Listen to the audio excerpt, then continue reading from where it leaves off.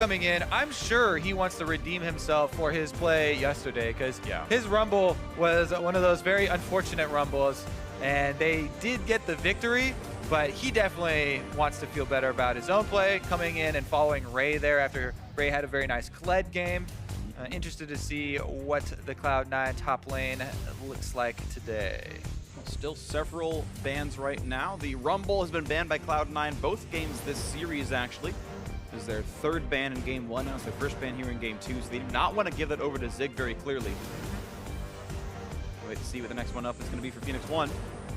Rumble, kind of a ubiquitous top laner at the moment. Blind pickable, really fits nicely into any sort of team fight you want to pull off.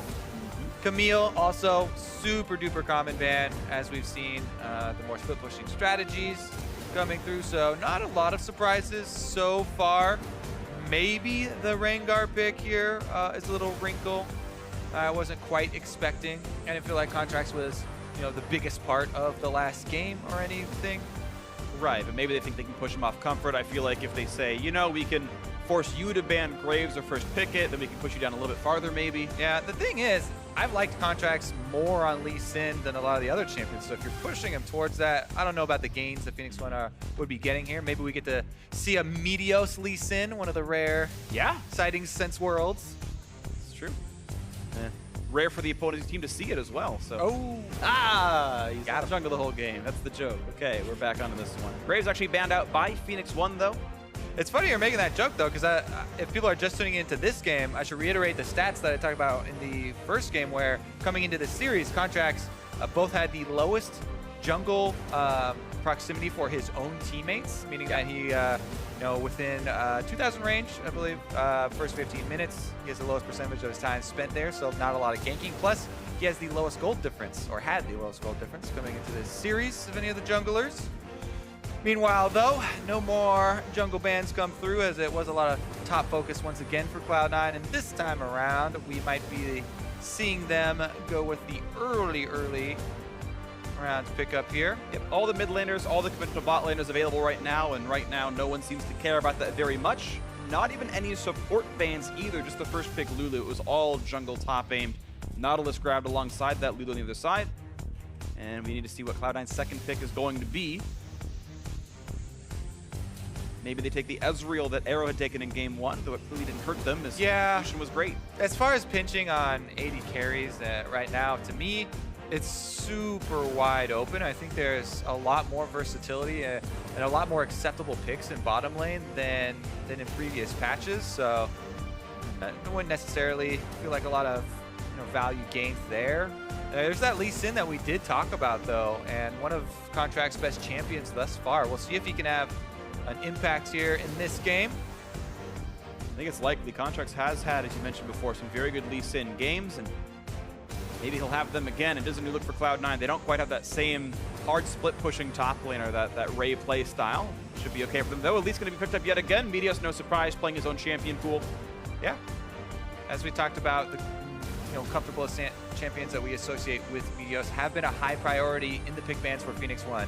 They have repeatedly early round picked these up for Meteos, whether it is the Zac or the Elise. And, having your first game here, you get handed Lulu as your support. Shady's got to be feeling pretty good. Yeah. It's definitely hard to lane poorly on that champion. She's one of the most powerful currently. And Ryu going to be able to lock in the Ezreal once again. We'll see how they look round number 2. This time around with the Lulu laning power compared to the Taric laning power just as a champion. It should be a lot easier. Totally agree. We'll see about the player as well. And it's still a good matchup in a Malzahar if that does come through. Right now, not going to be grabbed. Lucian's still going to be joining the lineups here for Cloud9. So not any different bot laners. The Nautilus actually switches teams, and otherwise a new jungler for Contracts. We go into the second ban phase now. It's of course C9's turn to go first. Have desynced roles. Let's see if Zig will now be the victim of a second round of top lane bans, because last time around it was and here they're starting to come through. Last time around it was Ray who had to deal with the shrunken pool, and Kled was the one that he went through, that actually went through. This time around though, Cloud9 not going to give Zig the similar openings. Not just yet anyway. Yeah, Kled gonna be gone. Again, Maokai and Fizz were the bans that P1 sent. Yeah, Of course, so that's champion to me- specific, to be fair. To me, I'm so Renekton's pretty big in my eyes. He also has the option of the Poppy if they really wanted to go with one of these front-to-back team comps. We've been seeing a little bit of Fizz. I feel like that is more niche though, and is due to players specifically putting practice time in on it. I don't know if Sig has or has not, but the options are definitely getting smaller. As far as right now, probably Renekton. The bigger of the two. Still could definitely go, tank to tank. Singed, actually. I like Singed in a tank matchup. I do like Singed in this scenario, actually. It's a bit unlucky that he's got a magic damage jungler, though. Yeah. That it's very easy to buy Spectre's Cowl and be immune to ganks. Definitely true. Trying to reach a little. Yeah, see, as expected, the Renekton is off the table as well. So. Irelia. Gangplank. Actually, this is a decent Gangplank game, right? Kennen could still go Kennen on hit versus tanks. That's always I haven't seen fairly Kennen in effective. so long. I feel like he's like kind of disappeared as a champion. Watch some more LCK then. That's fair. In North America, to be clear, I suppose. Did that Mar and Dr. Mundo a while back. That didn't go quite as well. No surprise here, though, if Jensen would go right back to his Orianna. Has had some very good games on the champion. Ta-da. Ta-da, Orianna. No one is surprised. Jensen's playing that champion a whole bunch. Last game, not the biggest factor. His most played. I think this makes it... But someone can check yesterday- me. I think it's his 10th game on Orianna so far. 10th or 9th. Either way, it's his most played, and we go for the last few picks to come through as Aatrox is unlikely. I think it actually is a somewhat playable champion in the current state after the hotfix buffs and everything, but... He has had 8 Orianna games 8, thank you. so far this season.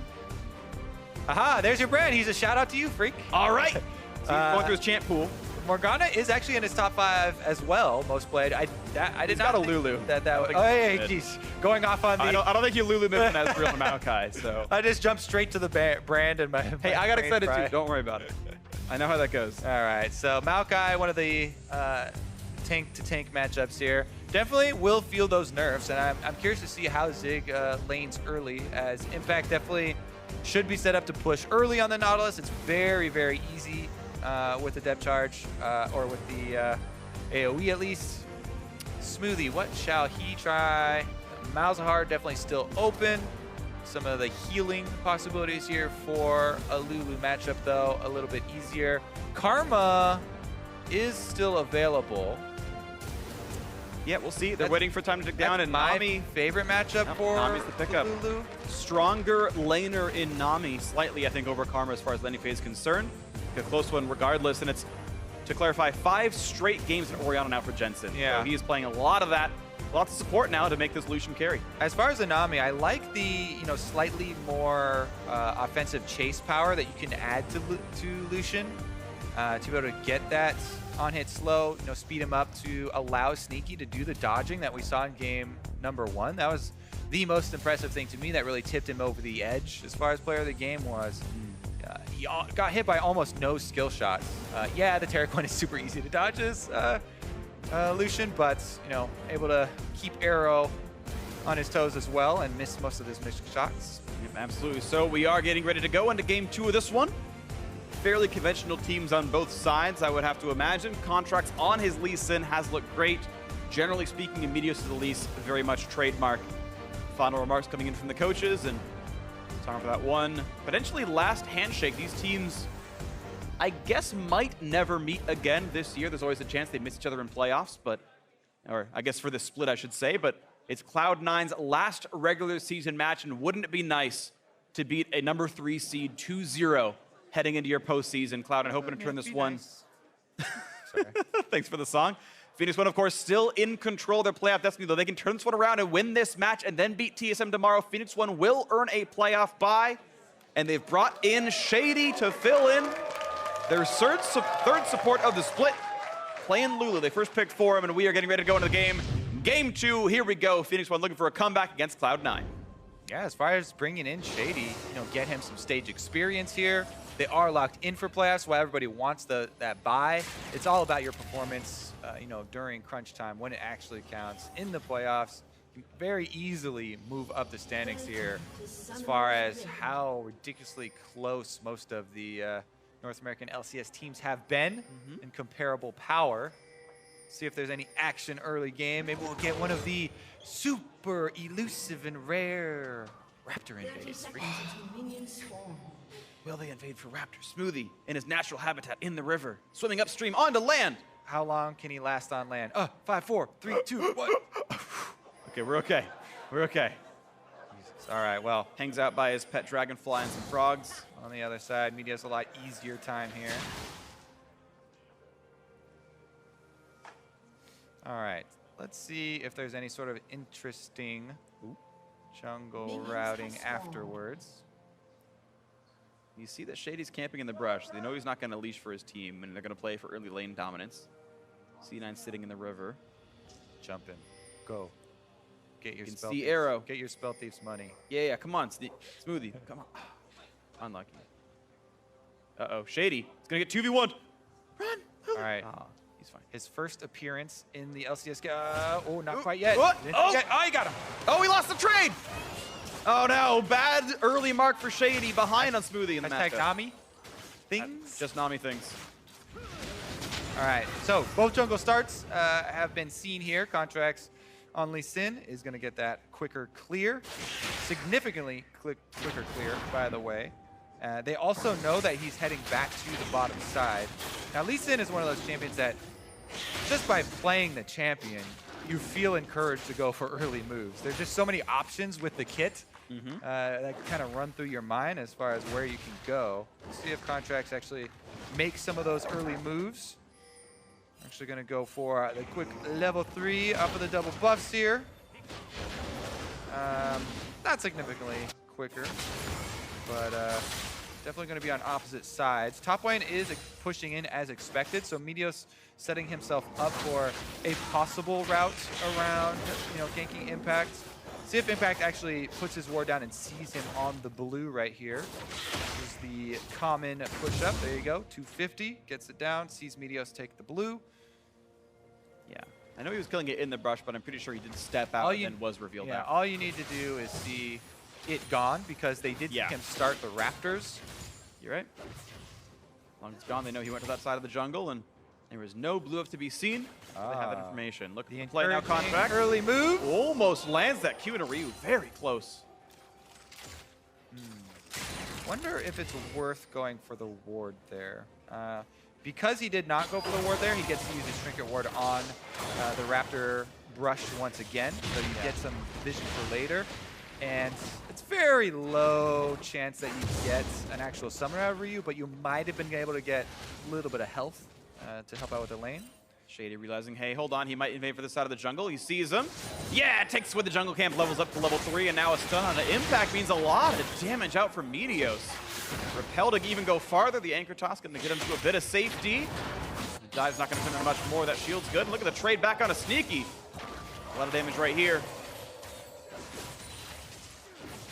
And, lane is staying afloat, though it is a minion deficit right now for Arrow. Contracts, meanwhile, seeing Meteos up top, takes the Scuttle Crab. How annoying can you be? That's about it, though. Very. Let's see if he stops it one more time. All right, back to farming, though, it looks like. Meteos experienced lead. Uh-oh. He's got to run pretty quickly here because Contract's coming I think well. it's super fine here, actually. He does get hooked. Yeah, but he's going to be all right. Out he goes, repels to a minion, takes a farm for his troubles. You're welcome, Zig. A gank for you. Now give me that caster minion.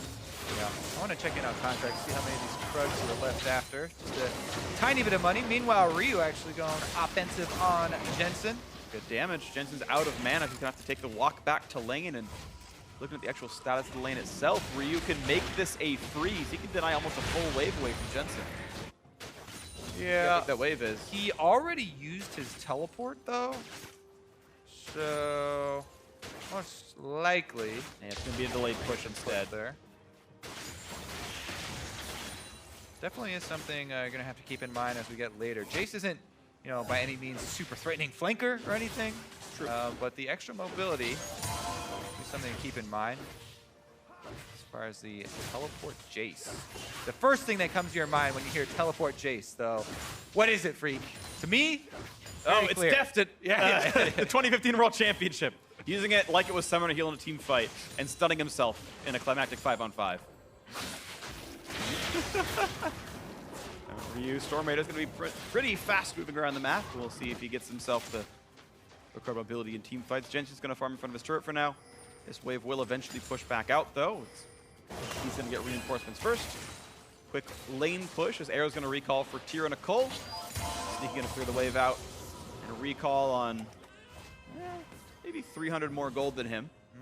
11 CS and another 30 seconds of farm of just AFK gold generation. Yep, another pushing lane here for Sneaky and Smoothie. Nice CS lead for themselves.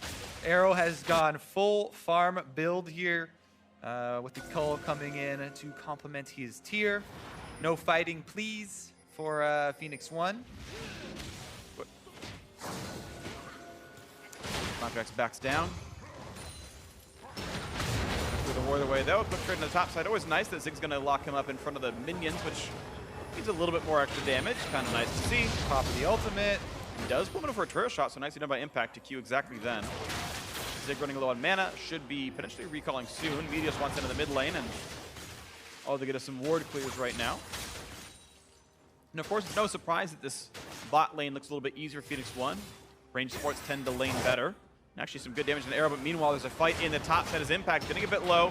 Zig is pretty low on mana, and here comes Contracts, and Zig doesn't have a way out of this one. No chance out. First blood comes through, and now to re-engage the bot side through Medios. Looks for maybe a stun. Can't find much. Ignite is on. Medios gonna die for this one. Minion aggro, and it's gonna take him down. Smoothie gets the kill thanks to his Ignite, and the minions overstepped by Medios.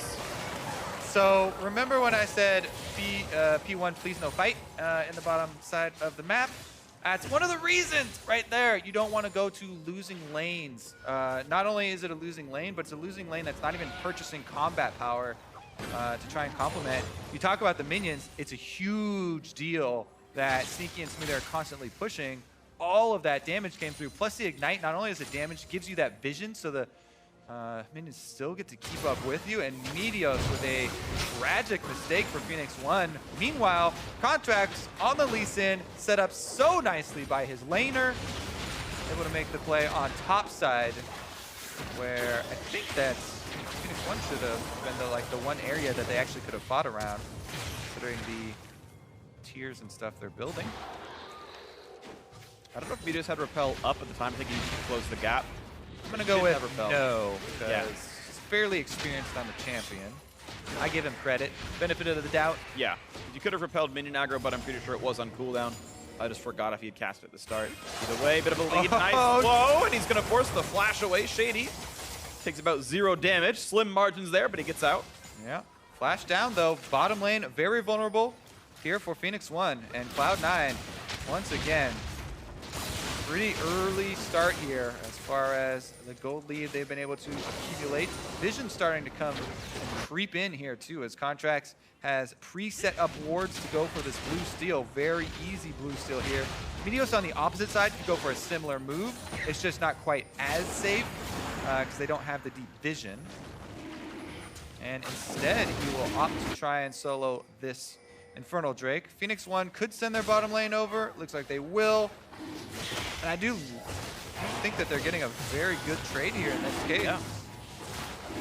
Definitely taking Infernal Drake for blue buff any day of the week. Feels pretty good, and Medios going to grab that one no problem. And yes, you can repel 2 satchel plants. No. Yep. You just saw it right there. Call me a liar, Kobe. Saw it with my own eyes. Good one, freak. Thanks, buddy. That was nice. Medios, of course, knowing that mechanic. No surprise, of course, but still good player. Good to see nice moves. Jensen actually takes some damage from that to the skies. It was barely in the AoE. Yeah, I like that splash range there. You always want to try and use that to clear out the back minions. They do significantly more damage than melee minions now, by the way. It was one of the changes I was pushing for. You suggested it, yeah. It's actually not seen a lot of, hasn't been highlighted too much. But it's pretty interesting as well when you're trying to set up side lane pushes. As far as taking out the healthy minion, or taking out the damaging minions, leaving the large health block there to build up those sort of delayed pushes. Yeah, it's just more extreme now than it was in the past. You want to kill ranged ones. See if these coming to fruition later on in this game. Right now, Cloud9 sitting on a 2,000 gold lead at the 10-minute mark, which is quite nice, to be honest. First blood for Contracts, obviously pretty good. You can see a big minion lead for Impact in this top lane, and it might never let go of it. Meteos looks for the play. Control ward play. Always stick to your control ward. Yep. I think Meteos had vision. Meteos does slink away with this, but he's down a level right now. Contracts can bully him out. It seems Warrior Enchant done is better than the components that Meteos has, so that power pushes the Elise out of that fight. Shockwave's gonna land. Ryu taking a ton of damage, goes in for the play, but he's not gonna survive this. Force the heal, flashes the ball, actually, Ryu. Taking the best of that play it could have been. Makes Jensen burn double summoners for the one.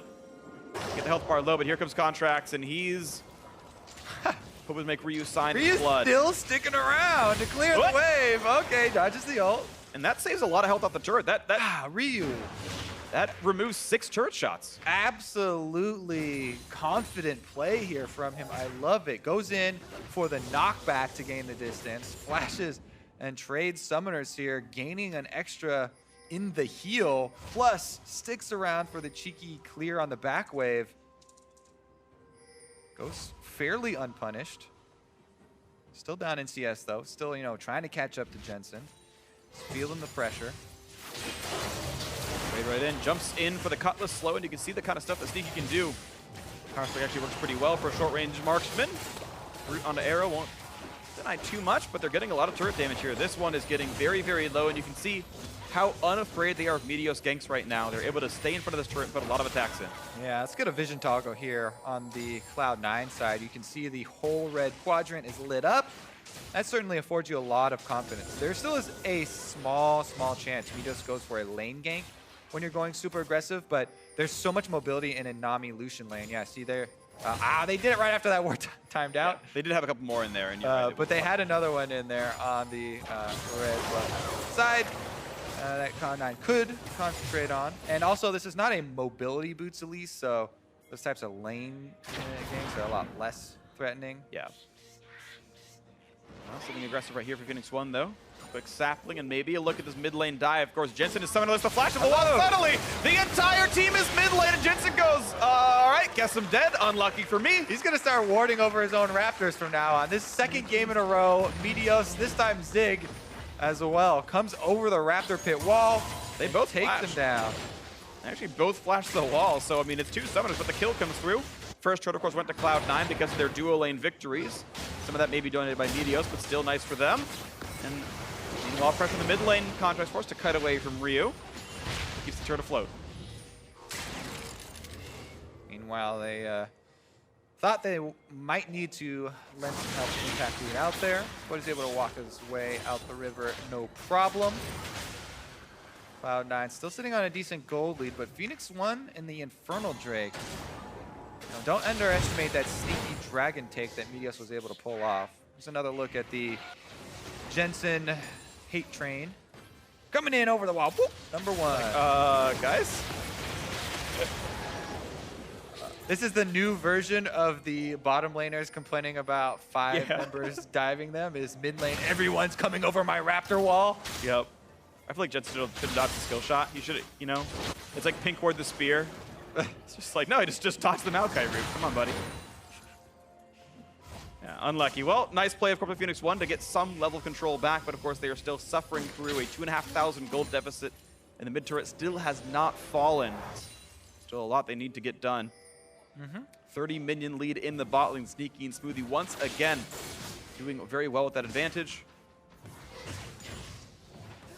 We'll see what P1 can lap up here as they try to scale into this game.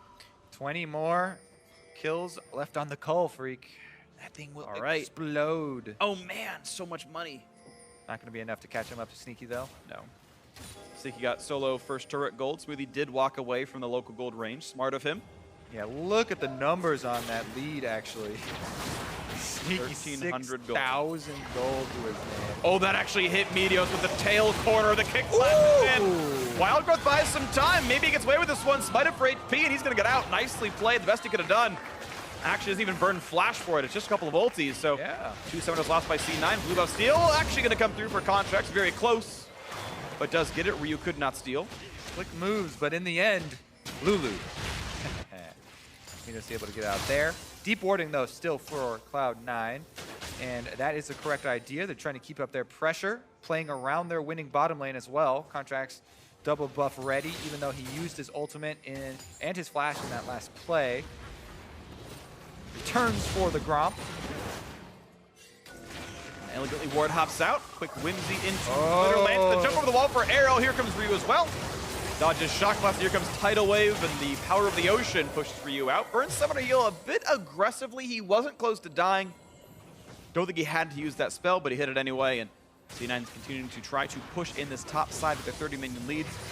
Not getting too much damage yet. Perfect example of why you go for invades around your strong winning side. Sneaky and Smoothie able to get Contracts out of trouble, even with the roam there from Ryu. Spirit Visage already completed on the Nautilus that you were talking about.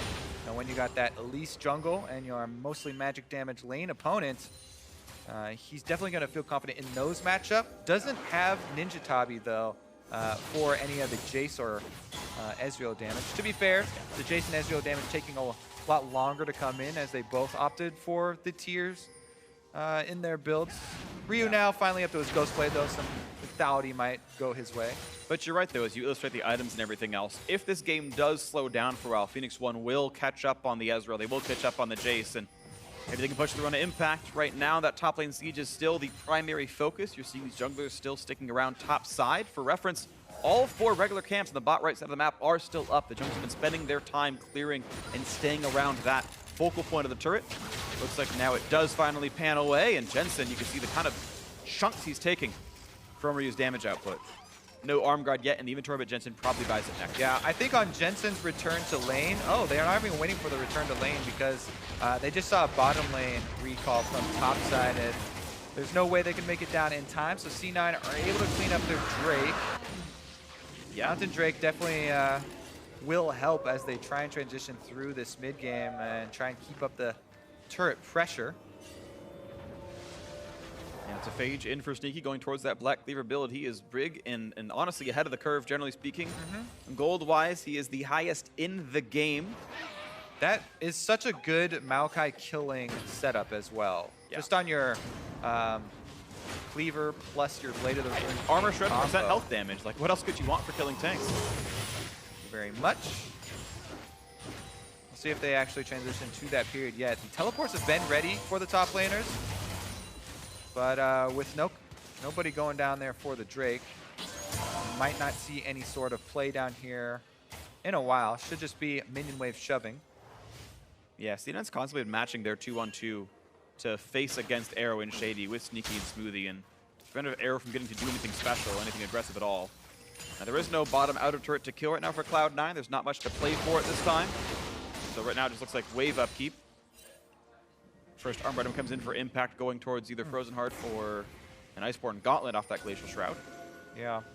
I guess it could be the promoting Banner of Command, but that's very unlikely. Both tanks going light on the armor here. First cloth armor coming in for Zig. The only problem for Zig is that Sneaky is a lot more threatening, and he will be trying to get there to the back line, have to deal with a lot of that output.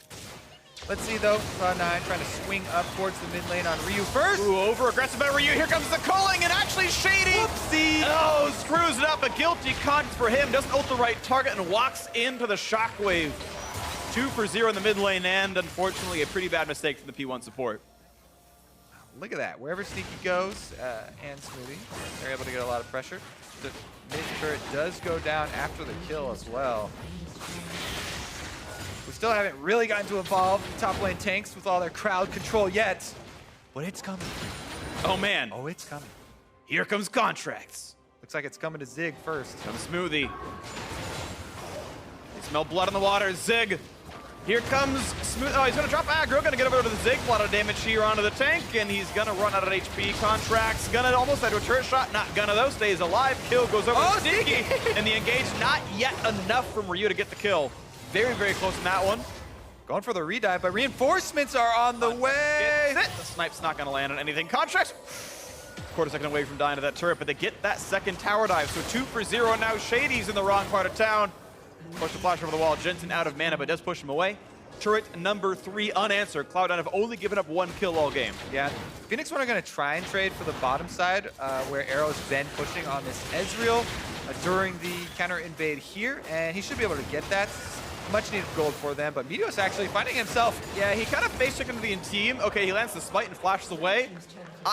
I guess trading flash for a buff steal is maybe worth it. It's close. If you take into account the extra time of those 4 members of Cloud9 that they spent waiting for your repel to come down and sitting around there, then maybe you can make the argument. We'll see if he gets punished for not having flash in the next 5 minutes. It's likely. Here we go, though. This is the dive. It takes a long time on Maokai, but eventually they got it off. Sneaky taking that extra tower hit just because Maokai's so tanky.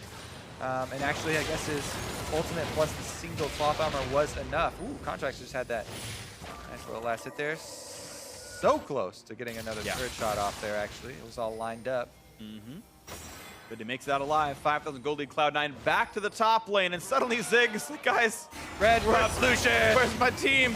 The armor shred is there, and actually Sneaky doesn't want to aggress too hard. Ziggs going to be okay for now. Meta's coming in. The root onto Smoothie. They're going to go ahead and look for the support kill. 1 picked up, and here comes Contracts turning around. Ziggs drops, and Meteos next up. Quick 2 for 1. Knockback on an impact, and there's the ulti onto Arrow. This could be an Ezreal for breakfast. Forced to run. Burns heal and flash to create the distance. Does get away with that one. Sneak takes a shot.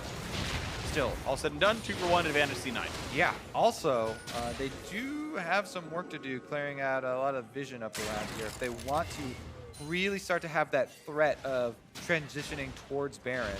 A couple control wards are currently down, 3 actually, but not quite healthy enough after that small victory to be able to really threaten it. Yeah, looks like not too many things grabbed just yet. Phoenix1, of course, a while ago did get their first turret kill as Arrowhead split pushed the bot lane, but still far to go in this game. Yeah. Big takeaways from that last little skirmish, though. Impact did have to teleport in for it, or maybe had to is not the correct word, but he did. Meanwhile, Zig has his teleport up. That's why they can actually farm the bottom lane wave right now, rather than having to make another rush up there to keep vision around Baron. Teleport is ready to roll. He actually got there almost just in time for all the minions on bottom side, so not the worst thing in the world for Phoenix1, even though they are losing ground here. Cloud9 increasing their lead. Blue on Jensen, and they are very well set up to actually try and bait Phoenix1 into a bad face check here. See what they can find. Contracts pushing forward and doesn't find anyone to kill just yet, but you're right. The call is to look for some kind of a special bait to keep the ward control, to find the plays around the neutral objectives. Not going for tier 2 turrets just yet. Quick take in the scuttle. Ocean Drake going to follow. And I don't think C9 need to commit many members to the actual kill of the Drake. Yeah. Sneaky's got plenty of life steal with his Blade of the Ruin King. They're actually committing 3, though, which leaves their top wards undefended. And a good call here from Phoenix1 to move in and actually clear out most of that work that C9 laid before they went down to the Drake. The best play they could have made. And now Cloud9 has 6 minutes till the next break comes up to just get that control back. And with the 5,000 gold lead, with the fact that they are ahead, it won't be too hard to get back into that side of the map. It's a pretty worthy trade. A few wards for a Drake, and especially wards that can be replaced. So looks like it's going to be a pretty quick reset. They've sent Nami back to base. You can see Smoothie on the minimap already running right back towards the Baron pit. No shock there at all. Contracts can do the same. He's already got his own control ward. You can see 3 in the inventories of Cloud9. Very simple. Yep. Guys, Drake is down. Baron's up. We have a lead. Play for the top river. They literally just want to force a fight here. Cloud9, that is. On favorable terms because they have more combat power. Let's see if Phoenix1 can pull off some sort of snipe.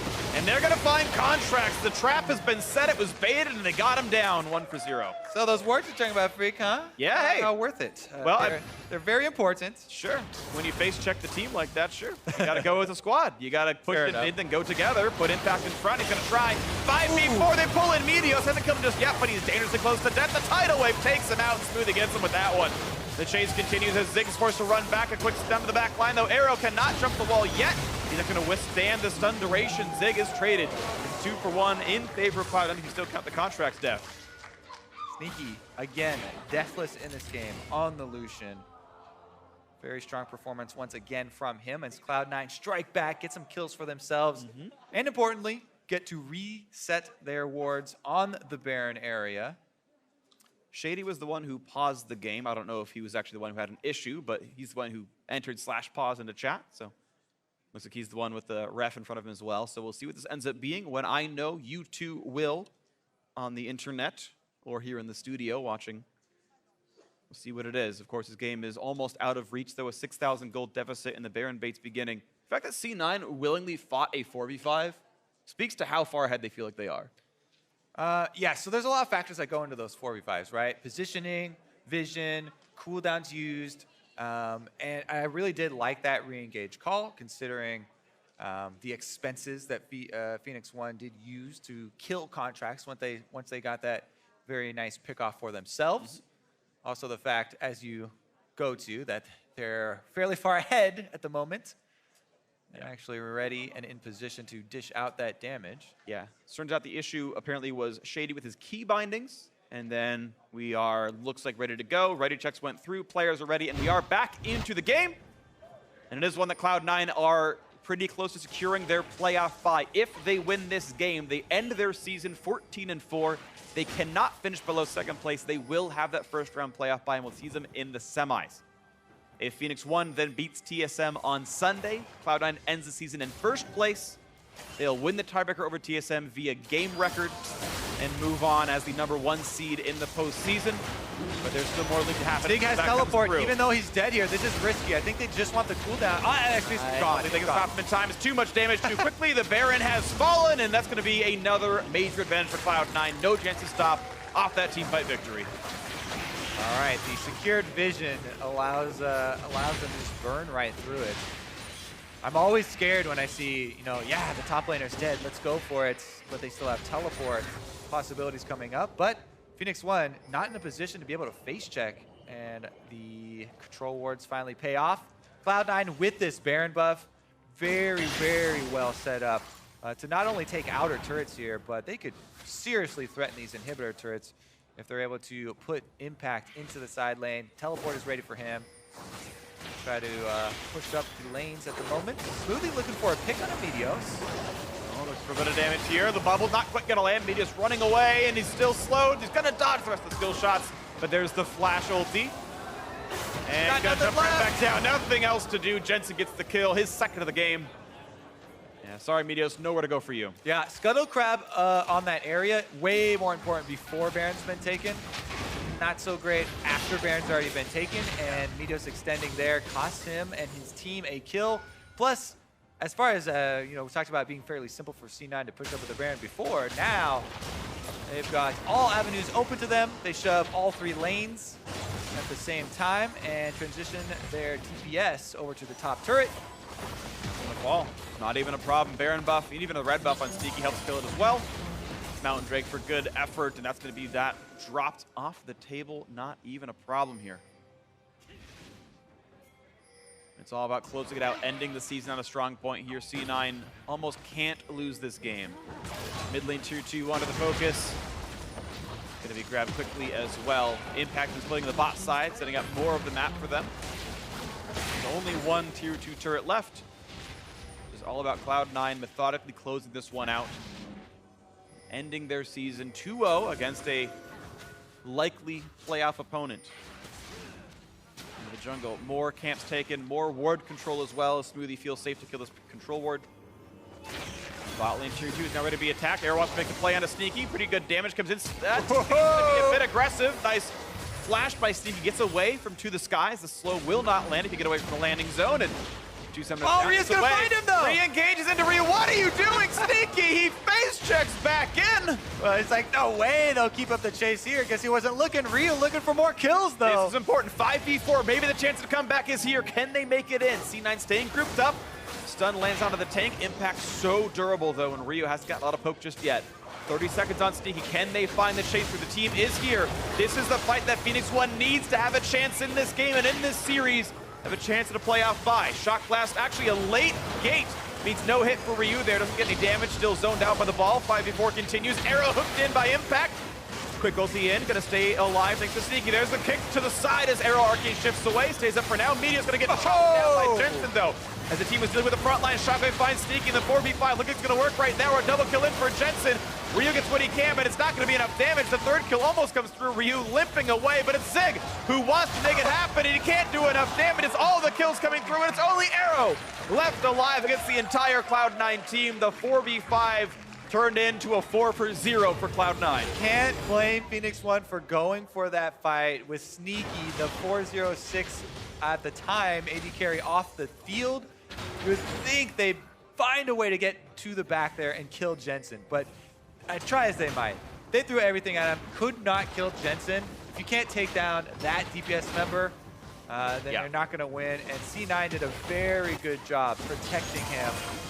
And after that fails, that's pretty much it here. C9, easy walk into the base. Impact vows Knighthood to Sneaky right now to keep him a little bit tankier. Comes in, doesn't do much, the Arcane shift out. Then Inhibitor goes down, 13,000 gold lead, and it's all over but the crying.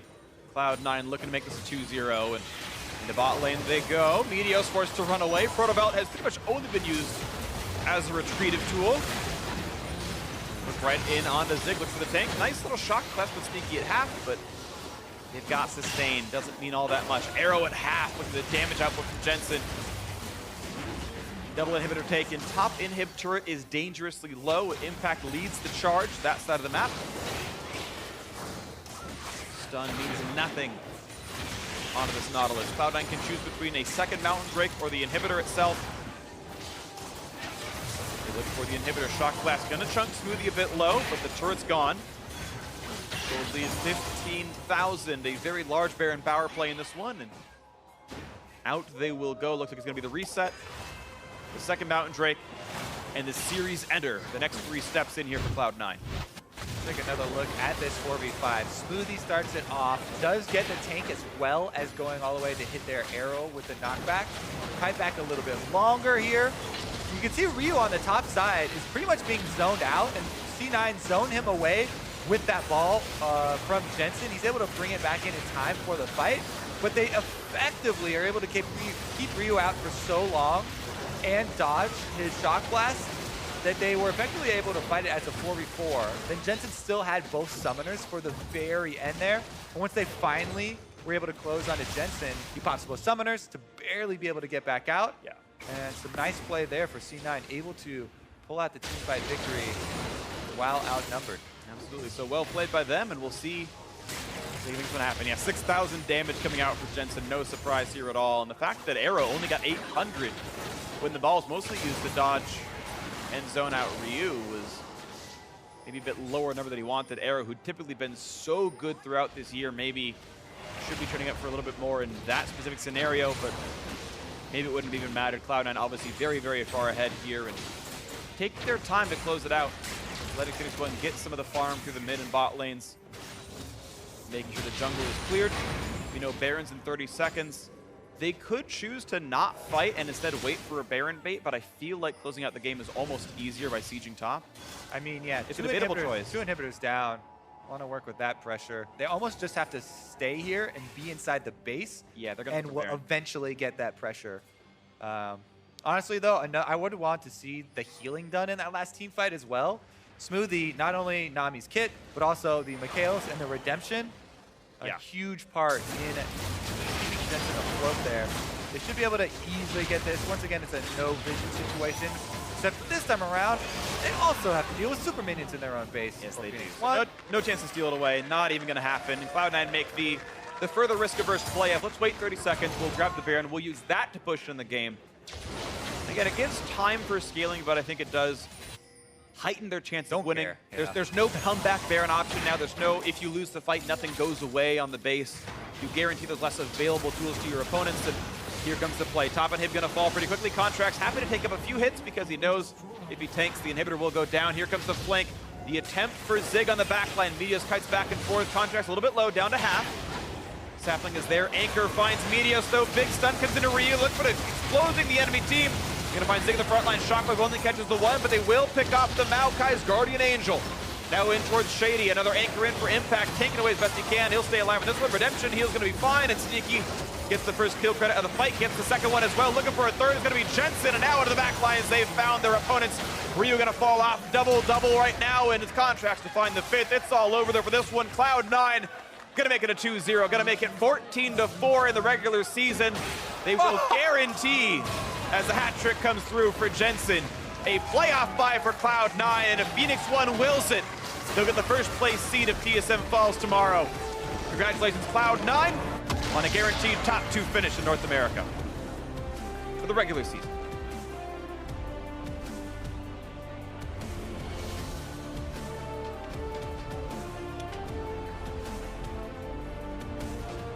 Dark Medios' reign of terror over Sneaky's light side. He had a couple of highlight moves against Jensen over the Raptor wall. But, he did. Yeah, aside from that, C9 with a lot of control here. And once again, their bottom lane. That's where most of it stemmed from. Sneaky and Smoothly throughout this series, constantly getting their advantages, then also transitioning those advantages by roaming around. Jensen had a huge performance in that one fight in the 45 as the main DPS member still alive, and that's all that it took as far as C9 patching up the small cracks that started to show themselves. Phoenix1 coming into this feeling super confident, super hot, and maybe a little bit of the steam taken out off of the hype train there for them heading into the playoffs, but could put it right back on the rails. See with a wave to the camera. Knows he did good work. It's kind of interesting in that fight where Sneaky got picked off for free by face checking to Ryu for no reason, and then C9 wins the 4-0. He's still the same KDA as Jensen after that. Like their early game, over 1. The early game for the bottom lane was so outstanding. I know. And they were really able to work off that and transition it nice and smoothly. Smoothly here. So this definitely bodes well for Cloud9 heading into the playoffs. It's exactly what they were looking for. Totally agree. Trying to, right the ship basically and head in with a lot of momentum. Especially because that Dignitas set yesterday did not look very good. It was like, ooh, man, we're at the end of the split here, and none of our top teams look that great. That's kind of scary for North America looking into playoffs and whatnot. I know we talk about parity, but games that look sloppy are always a bit scary. And this was a game where it's like, wow, Sneaky and Smoothie, real freaking good at League of Legends. And the shot calling was, I thought, very solid the rest of the way through the game. So now we come up with that scenario you were talking about before, where Cloud9, with this victory, they can actually make that push for #1 if TSM do lose to Phoenix1 tomorrow. So a lot still in the cards. We even have movement at the top of the standings still. Yep, absolutely the case. Of course, this means that Phoenix1 cannot get a playoff bye. And with the earlier loss by Logic Gaming, Phoenix1, I think, are guaranteed 3rd exactly. They can't fall to 4th, and they can't climb to 2nd anymore. So more and more of the spots are lining up. TSM, C9 are going to be 1, 2 in some order. P1 is 3, and the rest of the spots still up for grabs. I don't know how the second stream is going right now, but either way, it's going to be a fun one to watch for. Of course, we're getting set up for our interview pretty soon. I'm looking down. It looks like it's Smoothie over there. So spoilers! Spoiler alert! At some point, Zyrene will talk with Smoothie, which will make my toss to the interview really awkward because I'll be saying the same information. And in fact, for a first-hand account, let's hear from Zyrene and the Cloud9 support. Not awkward. Thank you.